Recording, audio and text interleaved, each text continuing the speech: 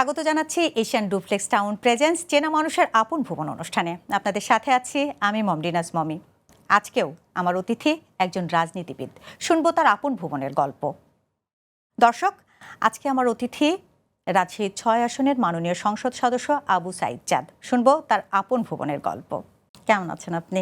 ভালো আছি। আপনাকে বলা হয় পা ফাটা জনপদের প্রতিনিধি, এই গল্পটি শুনতে চাই এবং কেন বলা হয়? ছোটবেলা থেকেই সাধারণ মানুষের সাথে আমি মেলামেশা করি। শ্রমিক, কৃষক, মেহনতি জনতা, তাদের সুখ দুঃখের সাথে আমি সবসময় শেয়ার করি এবং তাদের সমস্যা যেগুলো হয় সেগুলো মোকাবেলা করার সবসময় চেষ্টা করি। এতে ঘা প্রতিঘাতে অনেক জীবনে অনেক সময় আসছে, ঘা আসছে, প্রতিঘাত আসছে, কারাবরণ করেছি, প্রতিবাদ করতে যা অনেক সময় বাধাগ্রস্ত হয়েছি। এইসব কারণে সাধারণ মানুষ আমাকে বলতো পাট ফাটার নেতা।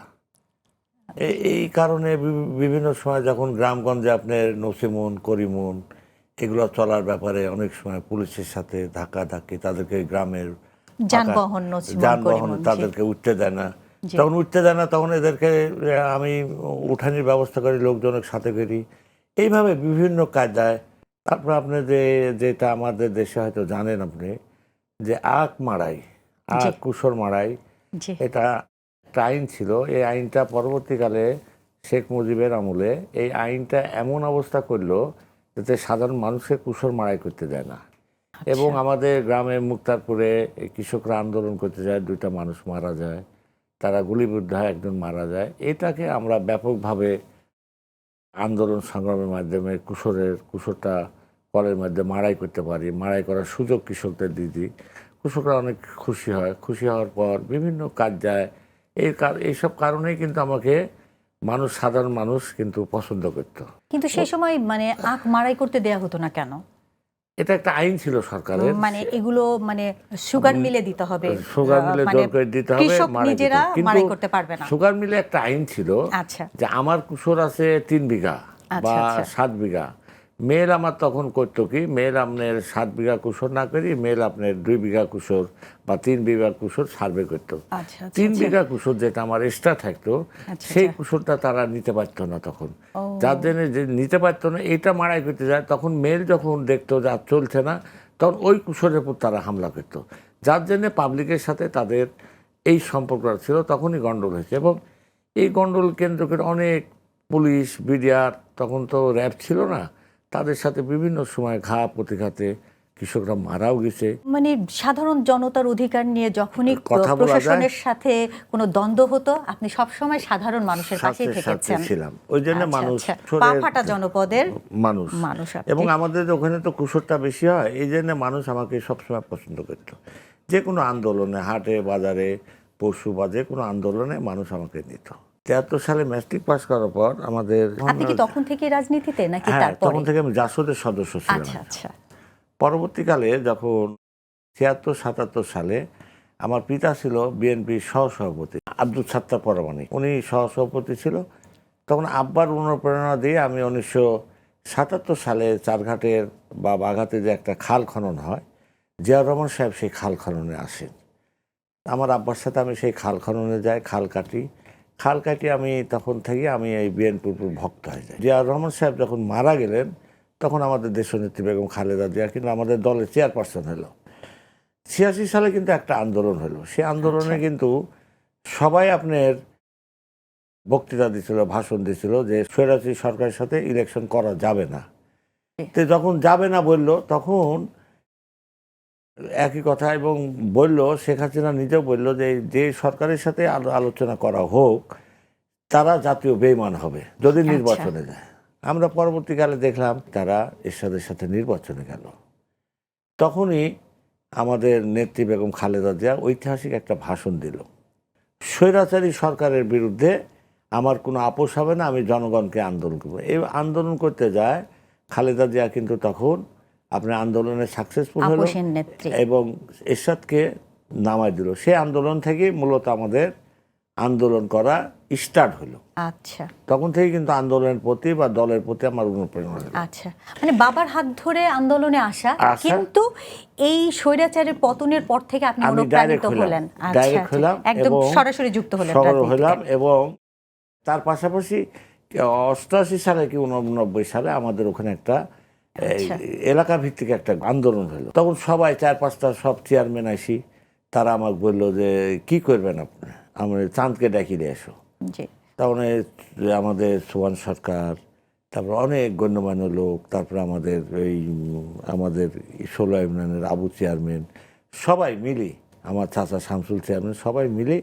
তখন আমার বয়স কিন্তু কম, আমি বললাম এত বড় দায়িত্ব আমি নিতে পারবো? আমি তো পারবো না। জি। প্রায় 10,000 মানুষের মাঝে আমাকে মানেশ্বর কলেজ মাঠে নেতা বলে বক্তৃতা ঘোষণা দিতে দিয়ে, হলো। হ্যাঁ, কাফনের কাপড় আমার গলা দিয়ে দিল। আমার তো আচ্ছা। গাটা এখনো সেরে উঠেছে, আচ্ছা, গাটা আমার সেরে উঠে কত গেল। সালের ঘটনা এটা? এটা 88 কি 89 হবে। আচ্ছা। বললো যে তোমাকে এই যুদ্ধে জয়লাভ করতে পারো, হবেই, তোমাকে এই আন্দোলন সাকসেসফুল, তুমি পিছিয়ে হেঁটবে না বাবা, তোমাকে আমরা কাফনে হয় মরবা, না হলে তুমি নেতা হবে। নেতা হবা। আন্দোলন হলো, আন্দোলন হওয়া অবস্থা আমার ওরা গলা কাটিয়ে নিতে চাইছিল। তোর গলা কাটিয়ে নিলে তোমার ফুটবল খেলা হবে এবং ফুটবল খেলায় তোমার গলা কাটিয়ে নেবে। তো আমি বললাম যে ঠিক আছে, আল্লাহ ভরসা, আল্লাহ দেখা যাক কী হয়। সে আন্দোলনে আমি সাকসেসফুল হলাম। আন্দোলনে সাকসেসফুল হলাম, তখন আমাদের 91 সালের নির্বাচনে ওই সিটে আমরা, যদিও আমাদের সিটটা আওয়ামী লীগ অদৃশ্যত ছিল, কিন্তু আমরা ওই আন্দোলনের কারণেই জি। আমরা তখন আমাদের ওই আজিজুল ভাইকে আমরা 91 সালে পাশ করালাম, এমপি হল। এমপি হওয়ার পর তখনই আবার ইউনিয়ন পরিষদের চেয়ারম্যানের ভোট। তখন ওই গ্রামের লোক সবাই আসি বাড়িতে বললো, আমার আব্বা কিন্তু ইচ্ছা ছিল না যে তুমি নির্বাচন করে চেয়ারম্যান হও, এগুলো ঝামেলা। আমার চাচা চেয়ারম্যান ছিল, দাদা প্রেসিডেন্ট ছিল, এগুলো দেখিছে, বলছে বাবা তুই যাইস না, তুই লেখাপড়া করিস। ওই সময় আপনি সবলাই মিলে আমার দায়িত্ব দিল, তোমাকে আব্বা বললো যে না করিস না, গ্রামের লোক সবাই এসে বাড়ি ঘিরাও করলো, আচ্ছা। চলো কালকে তোমাকে লিজায় টাকা জমা দিতে হবে। তখন আমি যাই ওখানে, পরের দিন সকালে গ্রামের লোক আসি, সুন্দর করে গোসল টোসল করায়, খাসি টাসি জবাই করি, খাওয়া দাওয়া করে আমরা টাকা ঢাক ঢললি টাকা জমাতে গেলাম নমিনেশনের জন্য। নমিনেশনের জন্য। টাকা জমা দিয়ে আসি, তো আমি ব্যাপক ভোটে পাশ করলাম। আচ্ছা। মানে সে যে চেয়ারম্যান ছিল আপনার 2 বারের, তাকে ব্যাপক ভোটে হারাই দিয়ে আমি চেয়ারম্যান হলাম। এই চেয়ারম্যান হওয়ার পর থেকে কিন্তু আমি জীবনে আর কোনোদিন ফেল করলাম না। হ্যাঁ, আপনার জীবনে কোনো পরাজয় নেই। না, পরাজয় তার মানে নেই। পরাজয়ের কোনো স্বাদ আপনি না, বোঝেন না। কোনো যে বুঝিনি, আমি কোনোদিন ভোটে ফেল করিনি। 1992 সালের প্রথম থেকে 2019 সালে আমি বাড়িতে আসছি।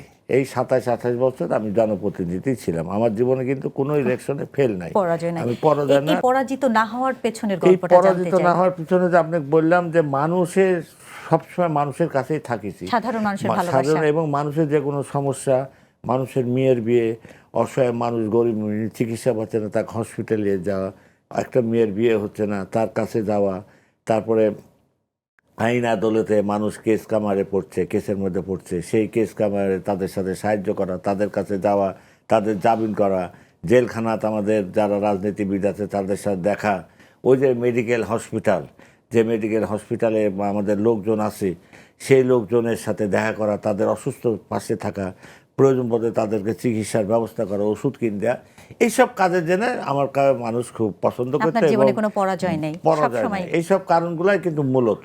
এবং সবসময় চেষ্টা করেছি ন্যায় নীতিলি চলতে, স্বচ্ছতাভাবে থাকতে, কোনো খারাপ মন্তব্য বা কোনো দিন একটা রিপোর্ট, এতদিন যে জেলা পরিষদ হয়েছিলাম, কোনো দুর্নীতির মামলা বা কোনো কিছু করার সুযোগ কেউ পায়নি, বা আমার বিরুদ্ধে একটা দরখাস্ত টিওনোর কাছে বা ডিসির কাছে এখন পর্যন্ত আসেনি।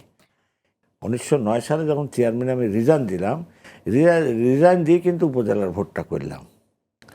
উপজেলার ভোটটা করলাম আমি, তখনও আমাদের যে জানেন সারিয়া প্রতিমন্ত্রী ছিল, সেই কনস্টিটিউশনের কিন্তু আমি লোক, তার সাথে ডাইরেক্ট ভোট করলাম করে, কিন্তু সে চাইছিল যে ভোট টোট কাটিলি ঢুকবে, মানে গোটা বাংলাদেশে কাটিছে। আমরা প্রায় 90 জনকে 100 জন উপজেলা বিএনপি চেয়ারম্যান ছিলাম, তার মধ্যে আমি একজন। তখন যারা ওই ভোটটা করার পর তখন আপনার ওরা সেন্টারে হামলা করার জন্য চেষ্টা করছে, ভোট করে, কিন্তু জনগণের চাপে করতে পারেনি।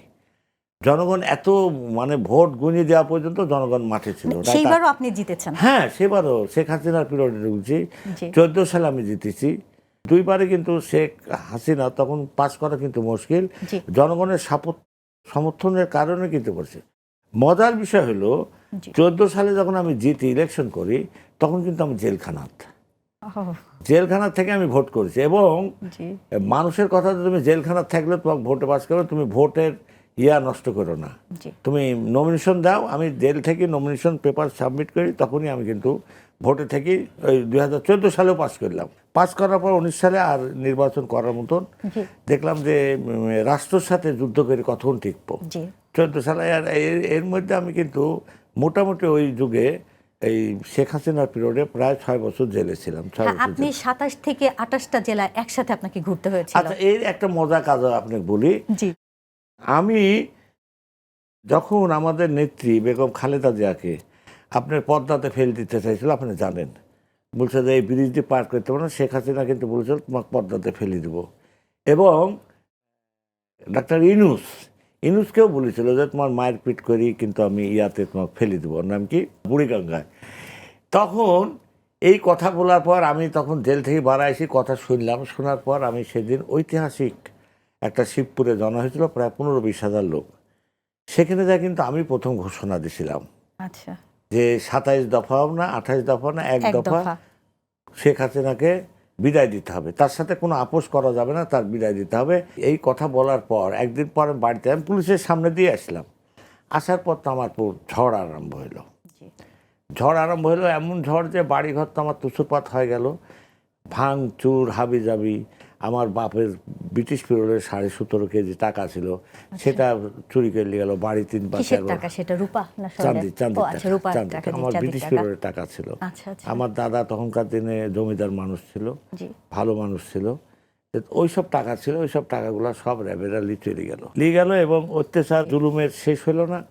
পরে ওই আপনার আমার 3টা মেয়েকে ধরে নিয়ে গেল, 4টা মেয়েকে, জামাইকে ধরে নিয়ে গেল, এমনকি আমার 3 বছরের লাতিনকেও তারা ধরে নিতে কন্ঠম না। মানে পুলিশ তাদেরকে অ্যারেস্ট করলো? ওই ঢাকা নিয়ে আসলো সবকে। আচ্ছা আচ্ছা হারুন আচ্ছা। ছিল না ডিবি, জি জি হারুনের তো চিহ্ন। হারুনের অত্যাচার জুলুম নির্যাতনে আমি শেষ হয়ে গেলাম। পরে যখন এদেরকে ধরে নিয়ে আসলো, তখন আমি আপনার ঢাকা হজরতপুর, তারপরে আপনাদের এই গাজী টিভির যে মালিক, নারায়ণগঞ্জ ওই মার্কেটের পিছনে অবস্থান নিই, হজরতপুর আমার এক ভাই ছিল আকরাম মাঝি, তার বাড়িতে আশ্রয় নিই, তারপরে আপনার ওই বিভিন্ন জায়গাতেই যখন এদেরকে আপনার রাজনীতির কারণে এই প্রতিহিংসার শিকার আপনার সন্তানরা হয়েছে, সবাই সবাই এবং সবাই মেয়েরা মেয়েরাও। নাতিরা। খালি এরা না জি। তো, সবাই দেশের মানুষ, গ্রামের মানুষ। গ্রামের মানুষ মারিয়া বলে একটা গ্রামে, ওরা কেউ বাড়ি পায়নি, এত অত্যাচার জুলুম। প্রচুর লোককে আপনার ধরে লিখছে আমার গ্রাম থেকে, প্রচুর লোককে ধরে লিখেছে।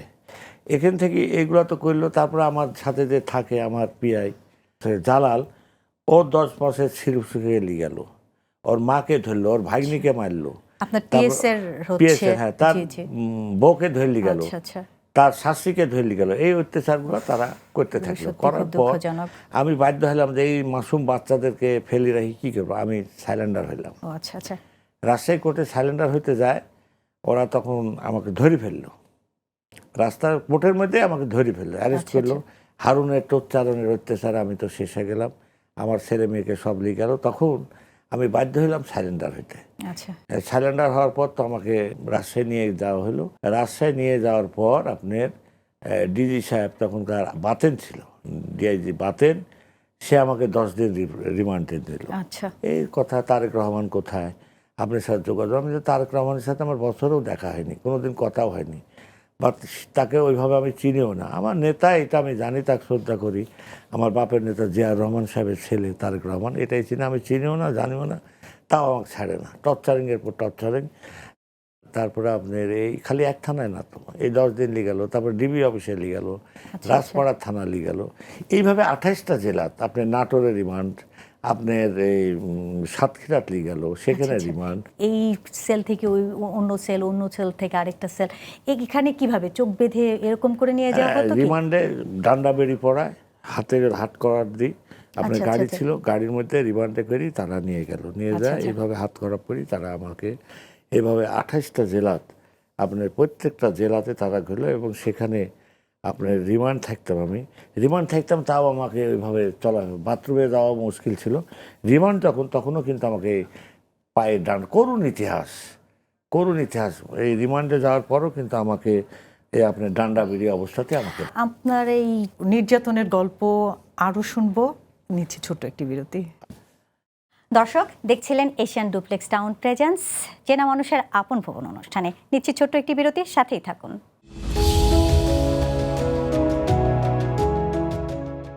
দর্শক ফিরে এলাম এশিয়ান ডুপ্লেক্স টাউন প্রেজেন্স চেনা মানুষের আপন ভুবন অনুষ্ঠানে। শুনছিলাম আপনার সেই নির্যাতনের গল্প, এক্সেল থেকে আরেক সেল, হ্যাঁ। 28টি জেলায় আপনাকে ঘুরতে হয়েছিল। শুধু এখানে খানতো না তো, আপনি যে রিমান্ড নিত জি, সেই রিমান্ডে যে চেষ্টা করতো, আর যে সেলে আমাকে রাখতো, খুব নিষ্ঠুর সেল সেগুলা। সেখানে মানুষ বাস করা খুব মুশকিল। একটু বর্ণনা করবেন সেলগুলো কেমন ছিল, কি ধরনের টর্চারগুলো ছোট হতো? ছোট সেল, আচ্ছা। ছোট ছোট সেল। সেই সেলে কোনো আলো বাতাস লাগতো না, আপনার ওই শিক থাকতো সবসময়, কারোর সাথে কথা বলা যেত না। এবং মজার বিষয় পরিবারের হলো, সদস্যরা কি আপনার সাথে দেখা করতে না, পারতো? দেখা করার কোনো সুযোগ ছিল আচ্ছা, না। এবং তারা জানতো না যে আপনি কখন কোন কখন সেলে কোথায় আসে থাকতেন? জানে না আচ্ছা তারা। আমার মা তো এই ঘরে মারাই গেল, আচ্ছা, মানে আপনার চিন্তায়। কাঁদতে কাঁদতে মারা গেল। আমার স্ত্রী মারা গেল, তারা আমি দেখতেও পেলাম না, তাদের পাশেও আমি ছিলাম না। আমার মা যখন মারা যায় তার পাশেও ছিলাম না, আমার স্ত্রী যখন মারা যায় তার পাশেও ছিলাম। খুবই মানুষে যা বলে অত্যাচার জুলুম নির্যাতন করতে, এত অত্যাচার জুলুম আমার তারা যা আপনি করেছে কি আমার। জানাজাতে অংশগ্রহণ করতে না, পেরেছিলেন? জানাজা তো এই যে ডান্ডা প্যারোলে বিড়ি কি পরি মুক্তি দেয়নি অবস্থা। আপনাকে? হ্যাঁ, আচ্ছা, আচ্ছা। ডান্ডা না, অনুমতি দিছে জানাজাতে আচ্ছা, আমি আচ্ছা। ডান্ডা বিড়ি পরি, জানাজা কিন্তু মাটি দিতে পারি। আচ্ছা আচ্ছা আচ্ছা আচ্ছা। এইগুলা করে গ্রামের লোক সবাই কানতে লাগলো। আমি যখন গেলাম, আমি বললাম, থাকো, আল্লাহর কাছে ধৈর্য ধরো, আল্লাহ রক্ষা করবে। মানে এত নির্যাতন যে সরকার করে, সরকারি দল করে, আমার জানা ছিল না। আমি সেই দেখলাম, সময় আপনার মানসিক শক্তিটা কি ছিল? আমি আল্লাহর উপর ভরসা করেছি। আচ্ছা, মা, আল্লাহর উপর ভরসা আর সাধারণ জনগণের মানুষের ভরসা, ভালোবাসা। দোয়া, এছাড়া কোনো বুদ্ধি আমার ছিল না। আল্লাহ আমাকে রক্ষা করবে, আল্লাহ মাসজিদ করবে, আল্লাহ সব কিছু। আর মানুষের দোয়া ছিল, মায়ের দোয়া ছিল, স্ত্রীর দোয়া ছিল। মানে এই অবস্থাতে আমার জীবনটা চলেছে। আপনার রাজনীতি তো আপনার বাবার হাত ধরে রাজনীতিতে প্রবেশ করেছেন।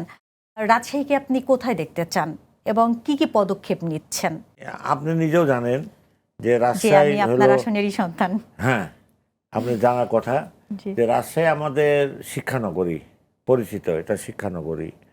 আমাদের ওখানে সবই আছে, রাজশাহী মেডিকেল কলেজ বলেন, ইঞ্জিনিয়ার কলেজ বলেন, বিশ্ববিদ্যালয়। বিশ্ববিদ্যালয়, টিটি কলেজ, অনেকই আছে। তারপরে সরকারি নার্সিং ইনস্টিটিউট সবই আছে, কিন্তু কৃষি বিশ্ববিদ্যালয় নাই। জি, এটা আমি মহান সংসদে কিন্তু বলেছি যে আমাদের রাজশাহী একটা কৃষি বিশ্ববিদ্যালয় দেওয়া হোক। আমরা কৃষি বিশ্ববিদ্যালয় চাচ্ছি। আর সবচেয়ে বড় কথা হলো যে রাজশাহী কিন্তু নদী ভাঙ্গন এলাকা। জি, এখানকার মানুষ, আমাদের দেশে বিশেষ করে চারঘাট বাগার মানুষ, আপনি বিভিন্ন জায়গায় নদী ভাঙন থেকে বিভিন্ন জায়গায় আপনার আশ্রয় নিচ্ছে। কেউ সাভারে আসছে, কেউ আপনার কুষ্টিয়ার চলে গেছে, বিভিন্ন জায়গায় গেছে, তার বাড়ি ঘর কিছু নাই, রাস্তা নদীর মধ্যে বিলীন হয়ে গেছে। আচ্ছা, মানে নদী ভাঙন রোধের জন্য আপনি সংসদে আবেদন করেছেন হ্যাঁ, বা আবেদন প্রতিরোধের করেছি, জন্য? বলেওছি। জি, তার ফলশ্রুতিতে হয়তো এবার কিছু কাজ হবে। জি, এবং আমাদের একটা ইউনিয়নের সাথে বাঘার কোনো সম্পর্ক নাই, চক্রাজাপুর আচ্ছা। ইউনিয়নের সাথে আমাদের বাঘার কোনো সম্পর্ক নাই।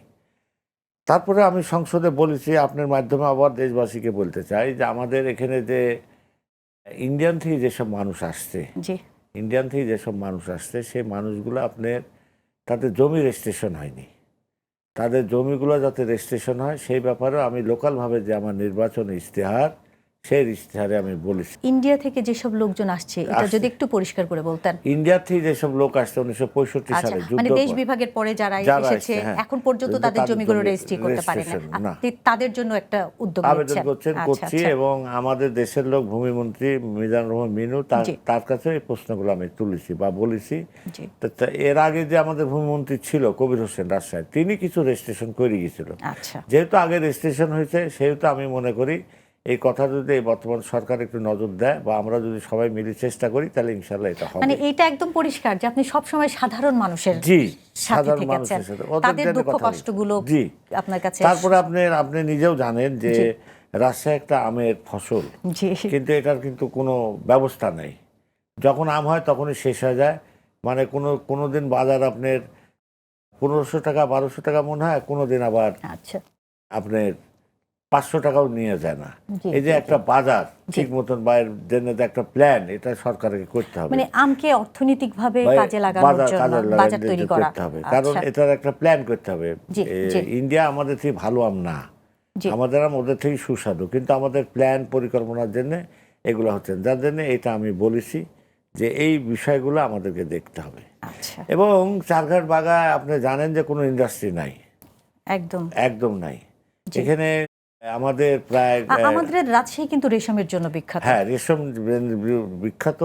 আপনি শুনলে সেটা খুশি নিয়ে হবেন। কোনো পদক্ষেপ আছে রেশম কিনা? বোর্ডের আবার আমাদের পাটমন্ত্রী মহোদয় সভাপতি করেছে, আর আমাকে ওই বোর্ডেরই আবার সিনিয়র সহসভাপতি করেছে রেশম বোর্ডে। এটা নিয়ে আমরা কাজ করছি, মনে হয় আগামী মিটিংয়ে এটা নিয়ে আলোচনা করবো, এবং সরকার এটার ব্যাপারে খুবই আগ্রহ যে আচ্ছা। এটাকে আরও বেশি করি, যেহেতু এই রেশম বোর্ড একসময় খুব উন্নয়ন করেছিল, বা এর মেয়েরা এই কাপড়গুলো খুব পছন্দ করে এবং বিশ্বজুড়ে খ্যাত। দৃশ্য ধরে থাকতো, এবং এই কাপড়গুলো কিন্তু মেয়েদের খুব পছন্দ, জি। কিন্তু আমরা রাজশাহী সাপ্লাই silk। দিতে পারি না, জি। কারণ এইগুলা কিসের জন্য কি ধ্বংস হয়ে গেছে। এই এই এই এর পুরো আমার প্রস্তাব ছিল, রেশম বোর্ডের সময় আমার প্রস্তাব ছিল, এটার জন্য আমরা কাজ করছি, এবং ওই কমিটির আমি সিনিয়র সহসভাপতি হয়েছি, আচ্ছা। যে রেশম কোর্টের কথা। রেশম শিল্প, আম এবং হ্যাঁ। রাজশাহীতে একটা নতুন করে কৃষি বিশ্ববিদ্যালয়, কৃষি এটাই আপনি বিশ্ববিদ্যালয় স্বপ্ন এগুলা দেখছেন, এবং সম্পূর্ণ, আশা এবং করি আপনার হাত ধরে এগুলো বাস্তবায়ন হবে। করার জন্য, আর আমার এলাকার কর্মসংস্থানের ইন্ডাস্ট্রি কিছু করার জন্য কর্মসংস্থান, কারণ আমার জমির ওখানে সমস্যা নাই। আচ্ছা। আমাদের ওখানে যে খামারগুলো আছে সেখানে প্রায় 3,000 জমি আছে, 3,000 বিঘা জমি, প্রায় 1,000 একর জমি আছে। সেই জমিগুলো যদি আমরা সরকারি, মানে অনেক সময় জমি টমির সমস্যা হয় না, জি, সেই জি। সমস্যাগুলো কিন্তু নাই। ওখানে আচ্ছা। জমি আছে প্রচুর, সেই জমিগুলো দিয়ে কৃষি বিশ্ববিদ্যালয় ওখানে শিল্প করা, কারখানার জন্য যথেষ্ট পর্যাপ্ত জমি আছে। জমি আছে, বা জি। আপনার কৃষি বিশ্ববিদ্যালয় ওখানে করা যাবে, সেই পরিমাণ জমি আছে, রাস্তা আছে, প্রত্যেকটা রাস্তার জমি জাতির ব্যাপারে। এই জন্য আমি মনে করছি যে ওখানে যদি এগুলা করতে পারি, আমরা সরকারের কাছে উপস্থাপন করতে পারি, সরকার যদি এটাকে পদক্ষেপ নেয়, মনোযোগ দেয়, তাহলে অবশ্যই এই জমিগুলো নিয়ে আমরা ওই পদক্ষেপ করতে পারি। এবং আপনি জানেন যে আমাদের দেশে একটা অর্থকারী ফসল হলো কুসুর, আখ। জি। এই একটা বছরে একবারই হয়, দাম জি। খুবই ন্যূনতম। এই দামটা বাড়াইতে পারলেও আমাদের জন্য, আমি রাজশাহী আখের আপনার জন্য খুবই মাধ্যমে আমি বিখ্যাত। সারা দেশবাসী বা সরকারের কাছে আবেদন করতে চাই যে কুসুরের দামটা যাতে আগামীতে বাড়ানো হয়, কারণ প্রত্যেকটা জিনিসের দাম বেড়ে যাচ্ছে, পাটের দাম বেশি, সেই তুলনায় কিন্তু কৃষকরা সেই মূল্যটা পাচ্ছে না, এবং জি। তাদেরকে অন্তত 10% হয়ে 20% হয়ে যাতে কুসুরটা মাড়াই করতে পারে, তাহলে লোকের আরও আগ্রহ হবে। সেই ব্যাপারেও আমি আপনার মাধ্যমে আবেদন করতে চাচ্ছি। বর্তমানে বিএনপির জন্য সবচেয়ে বড় চ্যালেঞ্জ কি মনে করেন আপনি? যেগুলো ওয়াদা করেছে আমার সরকার সেগুলো প্রধান, বাস্তবায়ন করাটা। সেটা বাস্তবায়ন করতে পারলে আমাদের এই চ্যালেঞ্জটা আর কিছু থাকবে না। যে যাই বলুক কোনো সমস্যা নেই, ফ্যামিলি কার্ড আরম্ভ হয়ে গেছে, কৃষি কার্ড আরম্ভ হয়ে গেছে, মসজিদ মাদ্রাসার ইমামদের বেতন আরম্ভ হয়েছে, আমরা যে লোকালগুলো যেরকম ভারতের জমিগুলো রেজিস্ট্রেশন, এগুলো যদি আমরা সুস্থ করতে পারি, এগুলা জেনে সমস্যা। আর রাজনৈতিক কিছু সমস্যা তো লোক সৃষ্টি করবে, সেজন্য যদি জনগণ আমাদের সাথে থাকে তাহলে ওরা সমস্যা সৃষ্টি করতে পারবে না। জনগণ যখন আপনার বিদ্রোহ হয়ে যাবে, কারণ আমার সরকার চাচ্ছে জনগণের সাথে আমাদের থাকার জন্যে। ইতিমধ্যে আমাদের রাষ্ট্রপ্রধান মালয়েশিয়া গেছে, চীনে গেছে, জি। বা বিভিন্ন তাদের প্রতিনিধি মিডল ইস্ট কান্ট্রি পাঠাচ্ছে। আমাদের আশা যে আগামী 2-1 বছরের মধ্যে আমরা 30 থেকে 40 লক্ষ লোক, বেকার সমস্যার লোকের জন্য আমরা পাঠাবো, এবং আমরা এর মানে মধ্যে আমাদের শ্রমশক্তি বাইরে রপ্তানি হবে। হ্যাঁ, এই রপ্তানির টাকাগুলোও আসবে, জি, রেমিটেন্স আসবে। তারপরে আমাদের যে ফ্যামিলি কার্ডে জেনে যে 1 লক্ষ মহিলা মধ্যে 1 লক্ষের মধ্যে 80,000 এগুলো হবে। এবং আমরা যে কাজগুলাই আছে, এই কাজগুলো যদি আমরা সুস্থ করতে পারি, জি। আমরা যদি বিদেশে টাকা দুর্নীতিভাবে বিদেশে টাকা না যায়, সেটাই যদি আমরা রোধ করতে পারি, এই দেশ সোনার বাংলাদেশ হবে। কারণ ইনশাআল্লাহ। আমরা ইনশাআল্লাহ হবে, কারণ এই জন্যে যতগুলো টাকা বিগত দিনের সরকার দিয়েছে, এই টাকাগুলো যদি দেশে খালি রাখি, যদি ইন্ডাস্ট্রিগুলো করতো, তাহলে এত বেকার সমস্যা ছিল না। আমাদের সরকারের পদক্ষেপ প্রত্যেকটাই যে জনমুখী, যে বাস্তব পদক্ষেপগুলো আছে, সেইগুলোর সাথে আমরা শিল্প মন্ত্রণালয়ের যে কাজগুলো, সেগুলো অলরেডি অনেকটা আরম্ভ হয়ে গেছে, জি। মেল গান্ডার্সে এগুলো দেখছে। আচ্ছা। এই কাজগুলো আমরা করতে চাচ্ছি, ইনশাল্লাহ হবে। তারপরেও সমস্যা তো মানুষের জীবনে থাকবেই, জি। আপনার জীবনে আছে, আমার জি, জীবনে আছে, জি। আর লোকের আছে, থাকবে। আপনার সমস্যা, আপনি অনেক দিক দিয়ে অনেক আগে আছেন, কিন্তু তারপরে আপনার আক্ষেপ যাবে না, এইগুলো থাকবে, এগুলো তো সারা জীবন এটা আছে, থাকবে। তারপরে আমরা আগাইতে পারবো ইনশাল্লাহ। রাজনীতি নিয়ে আপনি অনেক নির্যাতনের শিকার হয়েছেন, অনেক বঞ্চনার শিকার হয়েছেন, মজার কোনো অভিজ্ঞতা আছে কিনা? আচ্ছা, সেই গল্পটা শুনবো বিজ্ঞাপন বিরতির পর। দর্শক দেখছিলেন এশিয়ান ডুপ্লেক্স টাউন প্রেজেন্স চেনা মানুষের আপন ভুবন অনুষ্ঠানে। নিচ্ছি ছোট্ট একটি বিরতি, সাথেই থাকুন।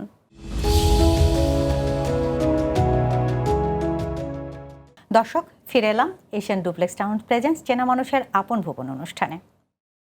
মজার অভিজ্ঞতা। মজার তো জীবনে অনেক ঘটনা আছে। জি ছেলেবেলা অনেক ঘটনা ঘটেছে। দাদার সাথে গেছি, তারপরে দাদার সাথে ঘোড়ার গাড়ি চড়ে বেড়াইছি। এগুলো তো মেলা মজার গল্প আছে। জি মুক্তারপুর ঘাটে থেকে নৌকা চড়ে একবার শখে করে আমার একরাম ভাই বলে এক লোক ছিল হজরতপুরের, আমার ভাই, ওনার সাথে নৌকা চড়ে আসি 4-5 একদিন থাকতে আমাকে মজা লাগছে, কিন্তু তারপরে আমি ভয় করতে লাগেছি। আমি তো ভাই তুমি নামায় দাও আমাকে। ঘোড়ার পিঠে উঠেছেন? হ্যাঁ, সেটা কি পুলিশ একাডেমির ঘোড়া নাকি বাইরের ঘোড়া? টিভিটি ওইটা উঠেছে, আমার বাড়িতে ঘোড়া ছিল, আমার দাদারই ঘোড়া ছিল। সে ঘোড়া চড়ে উঠেছি, দাদার সাথে অনেক বেড়াইছি, গল্প করেছি, দাদা ইয়া করেছে, দাদিরা খুব মজা করে খাওয়াইছে, মজা হয়েছে। এগুলো তো অনেক ঘটনা আছে। এবং দাদি খুব ভালোবাসতো, দাদাও খুব ভালোবাসতো। দাদা ছোটবেলায় মারা গেছে, আমি যখন 3-4-এ পড়তাম তখনই মনে হয় দাদা মারা গেছে। খুব তিনিও তো জনপ্রতিনিধি ছিলেন, আপনার হ্যাঁ, দাদা দাদা ছিল, বাবা, বাবা আপনি না, নিজে? বাবা ছিল না, চাচা ছিল, আচ্ছা, ভাই ছিল, তারা চেয়ারম্যান ছিল। আমার ফ্যামিলির হিসাব করলে প্রায় 40-50 বছর চেয়ারম্যানই ফ্যামিলি আমাদের। নতুন কোন প্রজন্ম বা আপনার সন্তানরা রাজনীতিতে হ্যাঁ, আসতে চায় রাজনীতি কিনা? এমনি মানুষ ধরে তুলবে তাদেরকে। আমি আচ্ছা, না আচ্ছা, করার আচ্ছা। ইচ্ছা থাকলে মানুষ বলে তুমি দাঁড়াও। জি। আমাদের গ্রামে তো অনেক ভোটার, মাড়িয়াতে প্রায় 3600 ভোটার। ওই ভোটাররা সবসময় চায় যে তোমরা একটা ফ্যামিলি থেকে করো, এবং তারা ভালোবাসে। ছেলে পেলে আছে, আমার ছেলে একটা আছে, আপনার রাকিবুল। পরিবারের গল্প শুনতে চাই, ছেলে মেয়ে। ছেলে মেয়ে হলো আমার 4 মেয়ে 1 ছেলে। আচ্ছা, মেয়েগুলো সব বিয়ে দিয়ে দিয়েছি, জি, ছেলেটারও বিয়ে দিয়ে দিয়েছি। আমি তো মজার বিষয় যে আমি খুব ছোটতে বিয়ে করেছি, আচ্ছা। 73 সালে। আপনার বিয়ের গল্পটা শুনতে চাই। বিয়েটার ঘটনা হলো যে আমি যখন খুব ছোট, ম্যাট্রিক সেটা পরীক্ষা কি প্রেমের বিয়ে ছিল? না না না না, আচ্ছা। প্রেমের না। আগে তো বিয়ে করলে মানুষ, সাধারণ মানুষ, জি, ওই স্বামী স্ত্রী একসাথে থাকতো না। আচ্ছা, ওরা তো দাদির কাছে থাকতো কিছুদিন, তারপরে তো বউ পাইতে তো 1 মাস দেরি হতো বা 2 মাস পর দেরি হতো, এরকম মজা ছিল তখন। আমার দাদি খুব মরার মতন অবস্থা হলো ম্যাট্রিক পরীক্ষা। আব্বা কিন্তু বিয়ে দিতে চাইছিল না। আচ্ছা। আব্বা মায়ের ইচ্ছা ছিল না যে এত ছোট ছেলে তুমি। তখন কোন ক্লাসে পড়েন আপনি? আমি তখন ম্যাট্রিক পরীক্ষা দিচ্ছি। আচ্ছা, ম্যাট্রিক পরীক্ষা দিয়ে পাস করা ভাব, আচ্ছা, মানে পরীক্ষা দেওয়ার পর পর? পর পর ভাব। তখন আমি যখন পরীক্ষা দিলাম, তখন আপনার পরীক্ষা দেওয়ার পর দাদি অসুস্থ হয়ে গেল হঠাৎ। আব্বাকে ডাকি পাঠালো, আব্বাকে ডাকলো, বলল যে না, তোমার ছেলেকে বিয়ে দিতেই হবে। আব্বা বললো যে ছোট ছেলে, একটু লেখাপড়া শিখুক, মা বিয়েটা পাস করুক। আমার তো ইচ্ছা আমার ছেলেকে ব্যারিস্টারি পড়াবো, এরকম আচ্ছা। ইচ্ছা আব্বার খুব ছিল, জি, চেষ্টা করেছিল।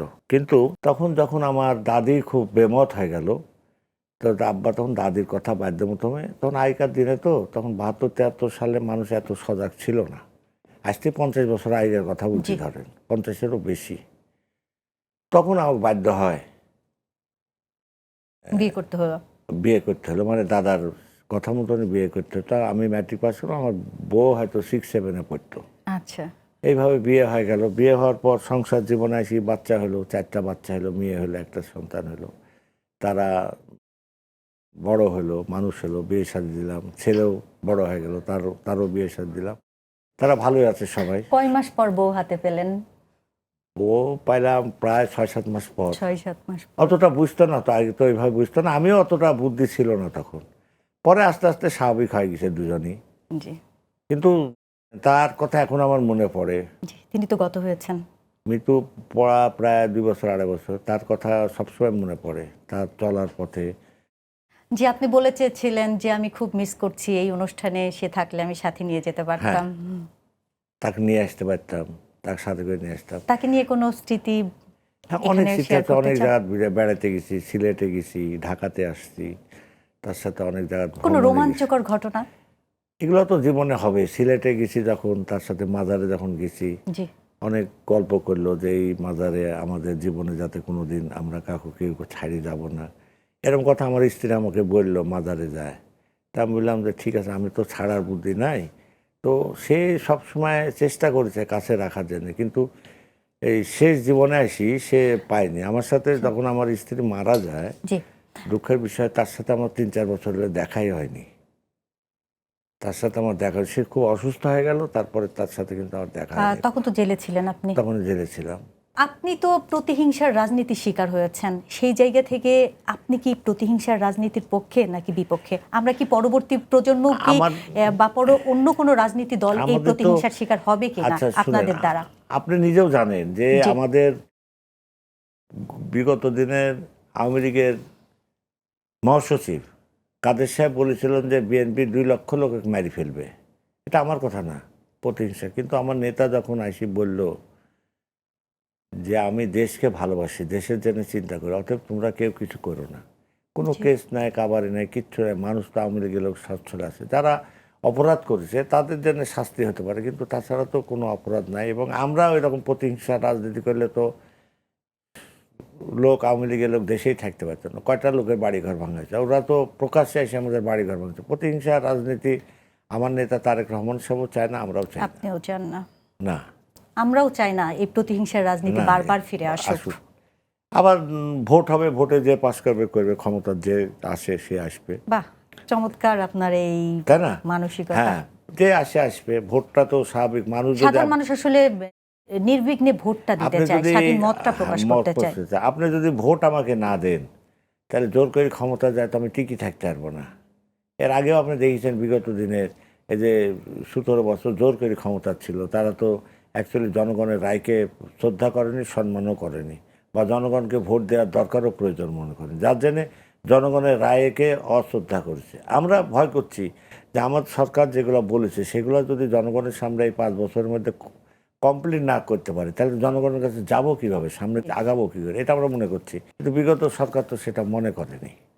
আপনার জীবনে কোনো পরাজয় নাই আপনি বলছিলেন, তো জীবনে এমন কোনো সিদ্ধান্ত নিয়েছেন যেটার জন্য আফসোস হয় যে এই সিদ্ধান্তটা না নিলে বেশি ভালো হতো, হ্যাঁ, এরকম অন্যভাবে নিতে হতো? হ্যাঁ, রাজনীতিতে এরকম সিদ্ধান্ত তো অনেক সময় নিচ্ছি, ভুল সিদ্ধান্ত হয়েছে, সেগুলোর জন্য আফসোস করা সেটা হয়েছে। যদি একটু শেয়ার যে করতেন যে কি ধরনের জনগণের জন্য, সিদ্ধান্ত? ধরেন জনগণের জন্য হয়েছে কিছু কিছু এলাকা ভিত্তিক ধরেন গন্ডগোল হয়, ধরেন মানুষের বাজারে কি একটা জায়গাতে এলাকা ভিত্তিক গন্ডগোল হয়েছে, গন্ডগোলের জন্য কিন্তু গ্রামের লোক সবাই দায়ী না। আচ্ছা, আমার গ্রামের লোক সবাই দায়ী না। 5-7 জন আইসি গ্রামের লোকে হঠাৎ উত্তেজনা করলো যে আমার এক মারতে চাইছে, আমার এক কাটি ফেলছে, আমার এক মারিছে।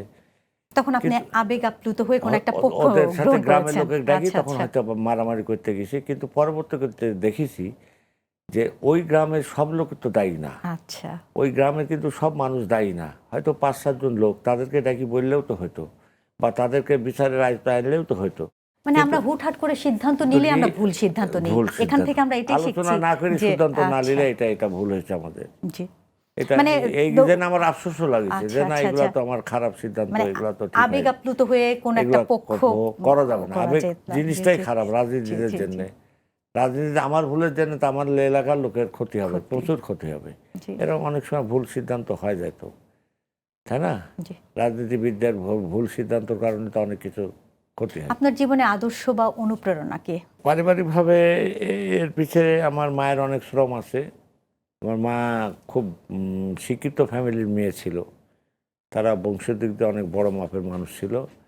আমার মামার ফ্যামিলি অনেকেই ডাক্তার, ইঞ্জিনিয়ার, মেজর জেনারেল অনেকেই আছে, বড় জি। বড় অফিসার। তার ইচ্ছা ছিল মানে দাদির ডিসিশনটা, আমার মা আব্বার এই ডিসিশনটা আমার মা কিন্তু মানতে পারছিল না, বিয়েটা দেওয়ার, আমার ছেলে বড় হবে। তারপরে মা পরবর্তীকালে যখন মানুষের ভালোবাসা, মানুষের চাপ, মানুষের আমার বাড়িতে আসা যাওয়া ভালোবাসা, যখন মানুষ, আমি ভালো কাজ করতে মানুষ, জনমানুষের প্রতিনিধি যখন হলেন তখন তার মা আফসোসটা অনেকটাই কমে গেছে। অনেকটা কমে গেল। লাস্ট পর্যন্ত তার স্বপ্ন ছিল আমার মায়ের, সবার, ব্যারিস্টার আমার হবেন আব্বার আপনি। ব্যারিস্টার হবে, বা আমি সংসদে তো দেখতে চাই, মা কথা বলতে চাই। এ কথা যখন মা বলতো, কিন্তু মা তো মারা গেল। আপনাকে একদিন সংসদে কথা বলবেন সেটা দেখতে চেত দেখতে আপনার মা। চাইতো, আমার স্ত্রীও দেখতে চাইতো। জি, যদিও তারা দেখেননি, কিন্তু আজকে সাধারণ মানুষ আমরা দেখছি। এটাই। আর ধরেন আমার নেত্রী বেগম খালেদা জিয়ার প্রতি আমার খুব শ্রদ্ধা, ভালোবাসা। তার হুকুমটা আমি অক্ষরে অক্ষরে, প্রত্যেকটা ওয়ার্ড শব্দ আমি অক্ষরে অক্ষরে পালন করেছি। উনি যেখানে আমার যতই বিপদ হোক, আমি বুঝতে পারি যে এখানে পা দিলে আমার ক্ষতি হবে, আমার জেলে যেতে হবে, কিন্তু তার নির্দেশ, সে আমার খুব ভালোবাসতো। খুবই ভালোবাসতো আমার নেত্রী বেগম খালেদা জিয়া, খুবই ভালোবাসতো। ব্যক্তি জীবনে আপনার আদর্শ ছিলেন আপনার মা এবং রাজনীতিতে আপনার আদর্শ ছিলেন বেগম খালেদা খালেদা জিয়া। জিয়া। আচ্ছা, এখন আমরা অনুষ্ঠান প্রায় শেষের দিকে চলে আসছি। আপনার এলাকার জনগণের জন্য আপনি কি বলতে চান এবং তাদেরকে আর নতুন কি প্রতিশ্রুতি দিতে চান?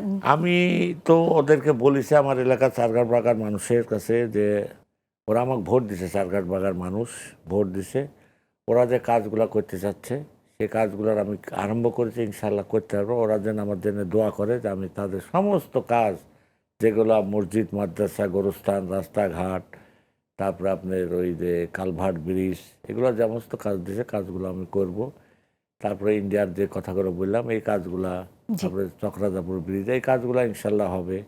আপনার ওই যে বড়েল খাল, যেটা পদ্মার নিচে যে খালটা, ভরাট হয়ে গেছে, সেটা খননের জন্য ব্যবস্থা হচ্ছে, এগুলো আমার বলা ছিল। এগুলো আমি ইনশাল্লাহ আপনার মাধ্যমে আমি চারঘাট বাগার মানুষকে আশ্বস্ত করতে চাই যে প্রত্যেকটা কাজ আল্লাহর রহমতে আমি শেষ করব। আপনি সোশ্যাল মিডিয়াতে খুবই অ্যাক্টিভ, আপনাকে প্রায়ই দেখা যায়। বিভিন্ন এলাকার মেয়েদের বিয়েতে আপনি অংশগ্রহণ করেন, বিভিন্ন সামাজিক অনুষ্ঠানগুলোতে আপনাকে অংশগ্রহণ করতে দেখা যায়। আপনার কেমন লাগে? আমার খুব আনন্দ লাগে, ভালো লাগে। আমাদের তো সব মেয়ের মতন এখন যাদের বিয়ে দিয়ে আমি, কেউ লাতিনের মতনও আছে, তারা ইয়ার্কিও করি তাদের সাথে। আমরা কিন্তু দেখি যে নেতারা নির্বাচনের আগে জনমানুষের সাথে থাকেন, কিন্তু বিজয়ের পর তাদেরকে দেখি না। আপনার এই জনমানুষের সাথে একাত্মতা সত্যি খুব আমাদেরকে অনুপ্রেরণা যোগায়। আমি তো সংসদ শেষ হলে সেই রাত্রে বাড়িতে যাই। জি, আপনাকে পাওয়া যায় না। 22 দিন পর আজকে ঢাকাতে আসলাম, তাও আপনি টেলিফোন করেছেন বা এখান থেকে টেলিফোন করেছেন, তাই আসছি। আপনাকে এই আমাদের অনুষ্ঠানে আসার জন্য অনেক অনেক ধন্যবাদ এবং আপনার সুস্বাস্থ্য কামনা করছি। এবং আপনি জনগণকে যে ধরনের প্রতিশ্রুতি দিয়েছেন সবগুলো যেন বাস্তবায়ন করে আবারও বিজিত হতে পারেন এবং বিজয়ী হয়ে আবারও আপনাকে সংসদে দেখতে চাই। দোয়া রাখেন। আপনাদেরকেও ধন্যবাদ আমাকে ডাকার জন্য। আমি একজন ছোটখাটো মানুষ, আপনি একজন অসাধারণ মানুষ। আমাকে ডাকিছেন এই জন্য আমি আমার পক্ষ থেকে, আমার এলাকার চারঘাট বাগার মানুষের পক্ষ থেকে, আমার দলের পক্ষ থেকে আপনাদের সবাইকে ধন্যবাদ দিয়ে আমি কথা শেষ করি। আসসালামু আলাইকুম। দর্শক দেখছিলেন এশিয়ান ডুপ্লেক্স টাউন প্রেজেন্স চেনা মানুষের আপন ভুবন অনুষ্ঠান। আজকে এ পর্যন্তই। দেখা হবে অন্য কোনো পর্বে নতুন কোনো অতিথির সাথে। সে পর্যন্ত আমাদের সাথেই থাকুন।